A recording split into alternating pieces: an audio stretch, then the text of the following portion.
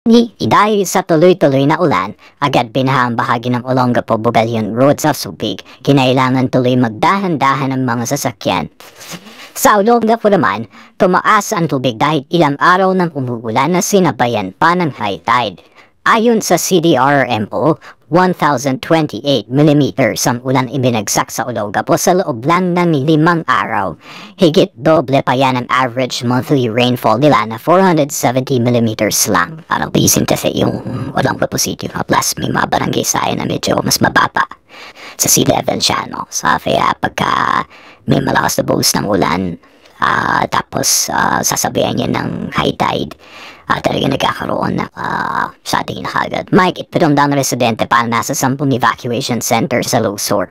Tuloy-tuloy daw na nababahagi ng relief packs ng LGU.